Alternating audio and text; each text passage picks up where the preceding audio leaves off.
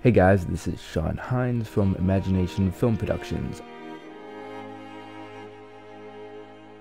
Today we are going to be going over how to create a simple Nuke script of green screen to composite. So how to start off is you first go from sequence, go into node graph, and then hit read to bring up where your files are located. Now what we're going to do is we're going to hit tab, which is going to bring up our search, and we're going to search Keylight, which is the Foundry's default keyer. We're going to open up Keylight, and it automatically gets added to our tree. Inside the settings here, what we're going to do is we're going to click on this box next to the color picker, and we're going to hit Control Shift. By hitting Control Shift, we're going to start keying out the background. Go over to Screen Matte, and you can see that it's a very rough job of a key. So we're going to bring up Screen Gain until the backdrop is completely black, and then we can zoom in, and if we're losing any information, for example here on our character, we're going to go into Screen Matte and go to Clip Whites, and then bring that down a bit until there's no more blacks and no more grays on our character. Then go over to Final Result, and we have our key. What we're going to do is we're going to hit tab again, search for Roto, open up our Roto node. We're going to plug our Roto into the outside mask, which is on Keylight. And with our Roto, we are going to go to the first frame, go over to where these markers are, and we're just going to draw a very simple mask shape.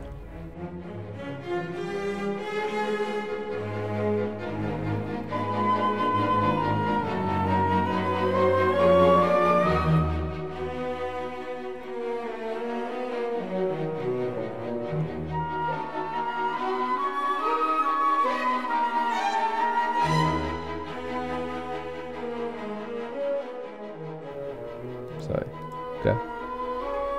I'm just going to completely surround our character.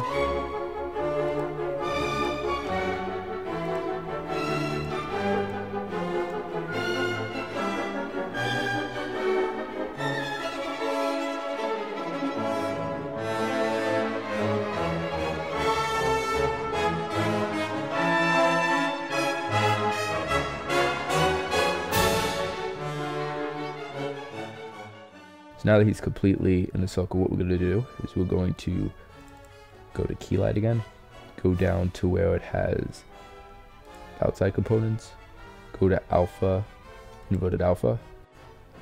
To clear the work area of tool controls, simply click on this X. This does not eliminate the effect, it just eliminates the displays, it eliminates your controls. So what we're going to do is we're going to hit M on our keyboard, which is going to bring up a merge node. And we are going to connect the A into our foreground, plug the merge into our viewer, and our B into our background.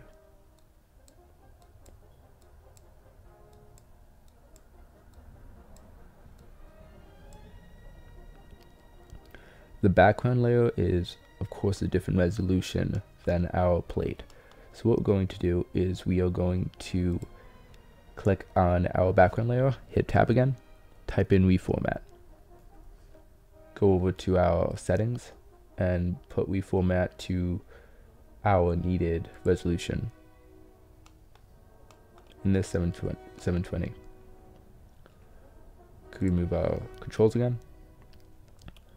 We're going to go over to our Keylight, and after our Keylight, going to go and add a color correction. You could either just hit C and a color correction node pops up,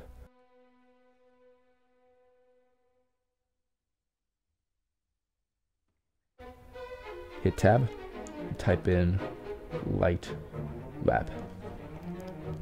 Open up light wrap. And I'm going to put up the intensity. Light wrap is going to add a edge. Make sure that after you add the light wrap to put the B pipe into the background. It's going to add a big light wrap effect, which is going to help integrate it. We have to adjust the settings. So put up diffuse a bit, bring down intensity. We just want there to be a slight little glow-like effect. We go to our background, hit B for blur. I'm just gonna blur this out. So now, as you can see, it's blurred. But our camera movement has some data, and we want this data.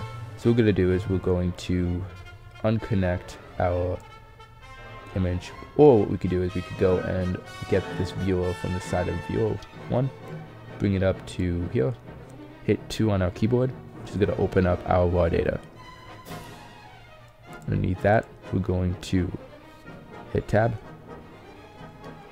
go to tracker, type in tracker, open that up, put that between the two. Now what we're going to do is we're going to go and find a tracking point that we like, go to the first frame, hit add track, we're going to grab our tracker, and we're just going to bring it up to where that good track was, which is here. We're going to track forward. With our tracking data, we are going to add another one, because we don't just want 2D, we want there to be some rotation as well as position and scale.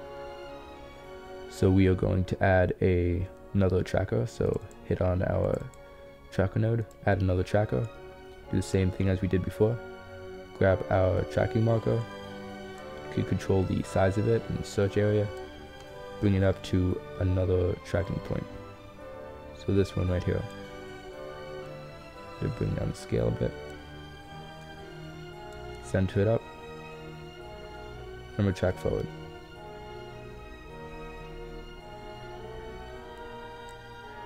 Now after you have that done, what we're going to do is we're going to go into our tracking settings, and we are going to go down to where it says create.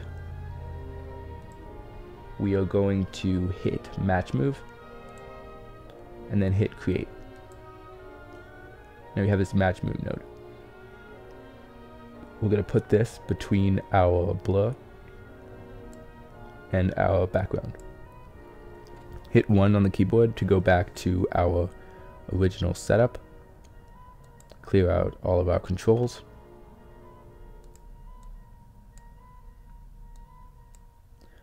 Now, as you can see, we have camera motion.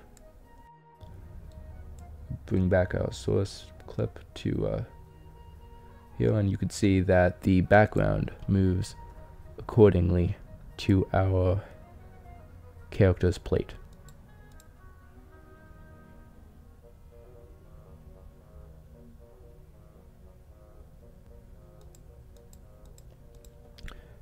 But you could also notice there's this black line here, which isn't a hard fix.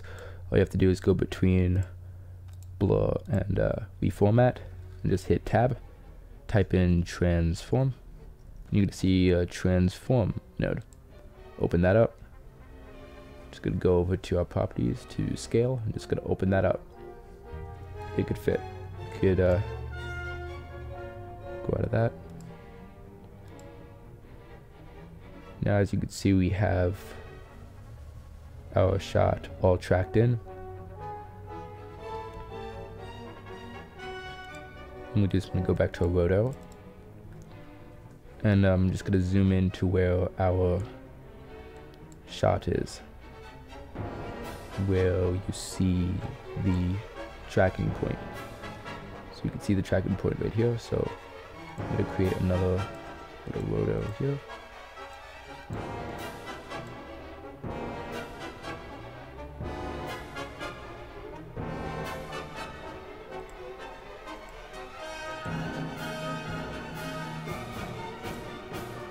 Put down the color till it's black, and now it's gone.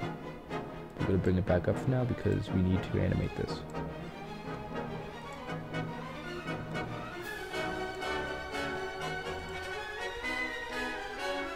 Said if this was for big production, definitely put more time into this, but this is not, so I'm just gonna rush through it.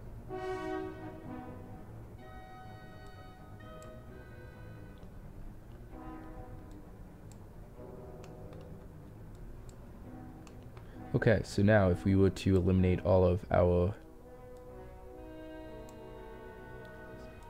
things here and go back to frame 1, you should see that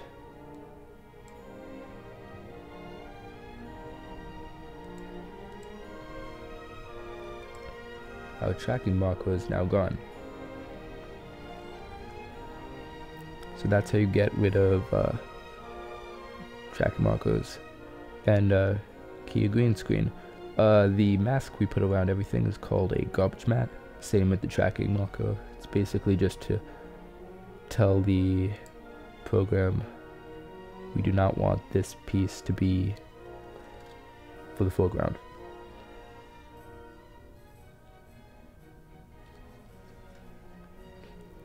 Now after you get to this point here, what we can do is we can go to after our merge. The composite is over, so we could go to merge, we could hit tab, we could add a transform.